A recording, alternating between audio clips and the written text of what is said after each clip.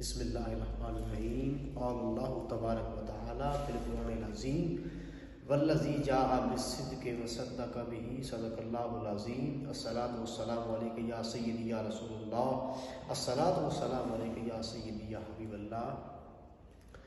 اللہ کریم نے ارشاد فرمایا والذی جاء بالصدق، وہ ذات جو حق اور سچ لے کر آئی، وصدق به، اور جس نے اس کی تصدیق کی۔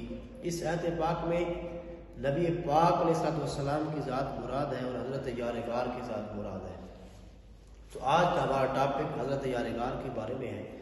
تو آپ کی ذات وہ ذات ہے کہ آپ مردوں میں سے سب سے پہلے اسلام لے کر آئے، اور آپ نے جب سے اسلام قبول کیا تو آپ نے اپنا تن من دھن مال و دولت سب کچھ نبی پاک علیہ السلام کی راہ میں قربان کر دیا، اور اپنے گھر کے اثاثہ میں سے ایک سوئی تک بھی گھر میں نہ چھوڑی۔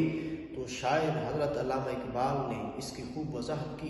آپ فرماتے ہیں پروانے کو چراغ، بلبل کو پھول، بس صدیق کے لیے ہے خدا کا رسول بس۔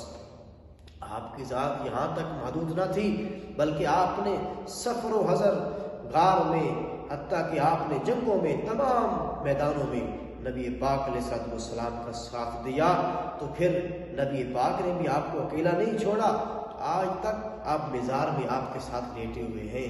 یہ کتنی یاری تھی کہ ایک یار اپنے یار کو ساتھ لٹایا ہوا ہے اور قیامت تک اپنے گنبد کا سایہ کیا ہوا ہے۔